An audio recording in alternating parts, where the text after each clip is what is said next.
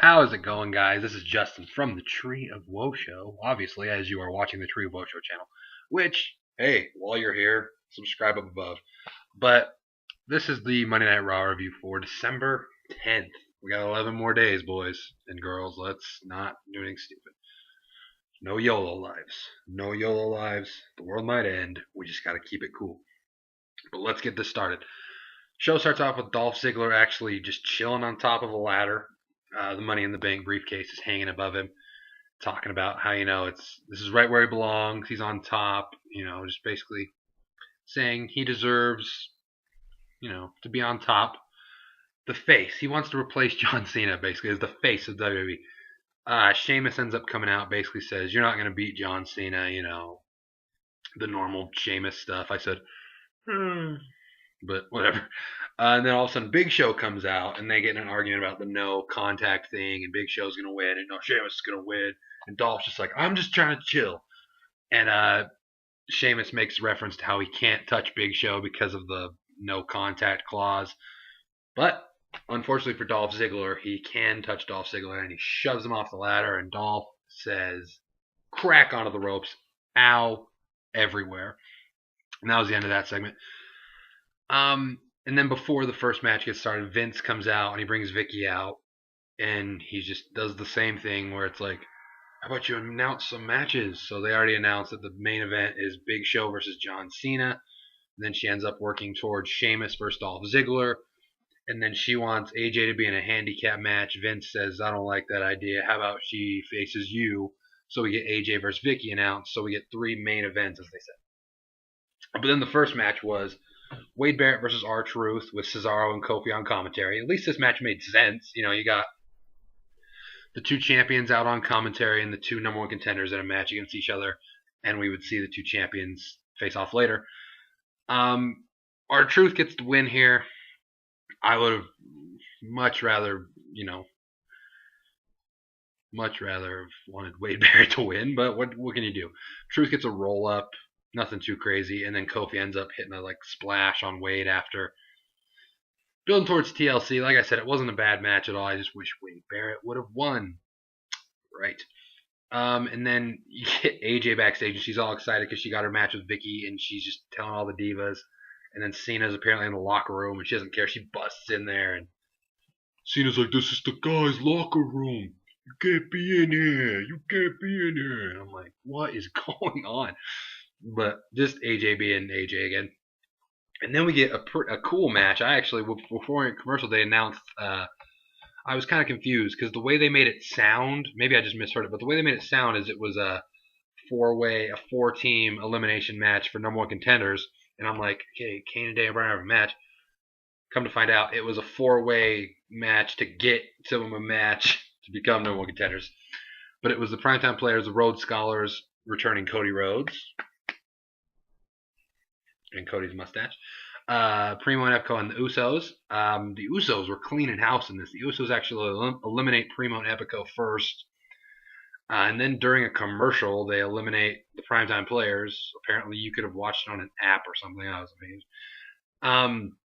So it's down to Rhodes Scholars and the Usos. Cody ends up hitting Crossroads on one of the Usos. And they win, so they will face Rey and Sin Cara at TLC. I'm down with that. So I liked this segment. I liked this match. I liked the basis of everything. It was cool. Speaking of things I liked, this was not one of them, except for looking at Eve. Eve versus Alicia Fox. Eve wins. Next, CM Punk, our champion. He comes out and he basically talks about his injury. He's on his crutches. Talking about how some people think he's faking this injury to get past Ryback, and he's like, that's ridiculous. This is what happens when you work however many days in a row or whatever without taking a day off. And then he already starts talking about The Rock. It's a slippery slope, Punkster. It's a slippery slope. My heart is torn. It's torn, but at the same time, we all know where my heart is. Let's be honest here. Anyways, but yeah, so he starts talking about The Rock, building that whole thing up, and then he says that, hey, like a real champion I am, I will be at TLC, not resting, not doing any of this nonsense. I'll be at TLC watching the Shield, who I do not affiliate with. I love that. You had to make the save. Defeat Ryback and all those guys. And I was like, whatever. Go Shield. I'm all about Team Shield, baby. And then we get another one of the main events of the night, Sheamus versus Dolph Ziggler. We've seen this match before. It's been good before. At least I was like, okay, I like this match. I like how these guys work together. Dolph Ziggler is one of my favorite wrestlers, but it always ends with Sheamus winning. This time it did, but it didn't, and I'll explain. At one point during the match, Sheamus hulks up. I was like, but there was some crazy spots. The top rope face buster by Ziggler off the thing to Sheamus, where I thought Sheamus died. I don't know, but like I said, Sheamus did win this match, but it was by Dolph Ziggler getting disqualified by chair shots, which I'm cool with. As long as this match did not end 1-2-3 in a bro kick, I was going to be fine because it was a good match. It was. Dolph hits him with a chair a couple times. Sheamus ends up bro kicking the chair, not Dolph, so that was good. He bro kicks the chair out of Dolph's hands and Dolph got out of there. So no complaints about this segment. Backstage, Hornswoggle, Khali, Vicky, and they're trying to help Vicky stretch, and it just looked really, really weird. And then Vince came in and it was supposed to be a family show. I said, Vince, what are you doing? But it was funny, I guess. I don't know. It's really awkward. And then we get the Shield recap. They show that video that was from SmackDown, which I really liked personally. I don't know how you guys felt about it, but I like it. I like the Shield, but it was a good little video thing of them pretty much explaining themselves, introducing themselves still. Like I said, I liked it. Then we get Del Rio versus Ryder, and I'll be honest, I switched to Monday Night Football because I needed at this point, I needed some an extra point to win my fantasy football playoff matchup for cash money, baby. And then the Patriots scored and got a field goal, so I switched it back in time to watch the end of this match where Del Rio gets the win after Ryder was going for the broski boot. And he said, arriba, and he armbarred him, and he wins. Del Rio beats Zack Ryder. Everyone is shocked amongst the land. And then the highlight of the night, AJ versus Vicky. They come out, there's no ref. And my first thought was, are they hyping up the return of Justin King with Titantron and theme song? And that quickly left my mind as I thought, the Maddox. And we got it. AJ, a little confused look. Ooh. I said, oh shit. And it was Brad Maddox, thy Maddox, ratings master Maddox, comes out in his ref gear. He will be the ref. And AJ cheated the whole match. The whole match, AJ cheated. And Brad Maddox said, you know what? Let me tell you one thing I don't approve of. Crazy chicks. And he would not count for AJ. AJ had the pin on Vicky Guerrero. Maddox said, I was told don't count for crazy people. Vicky gets the roll up 1, 2, 3. The Maddox reigns supreme. AJ freaks out, throwing chairs, throwing the ladder, threw some stuff off the announce table. Crazy chick AJ is back. The Maddox is back. I solemnly swear to always support the Maddox. Say it again. And then we get Cena, AJ backstage. Cena trying to calm her down. AJ's still going crazy. It is what it is. In the second part of our mid-card champion 4-way match combination thing, we get Kofi versus Cesaro. This match was better than the first one. Not just because the guy I wanted to win won. I just liked the match better. Cesaro wins. Cesaro was a very strong guy. He caught Kofi and ended up turning to a back for all this crazy stuff. It was a really good match. Like I said, Cesaro wins. I'm excited about that. So the 2 U.S. title guys get the win. The 2 IC guys lose, showing once again that the U.S. title is better than the IC title. FGW. Whatever.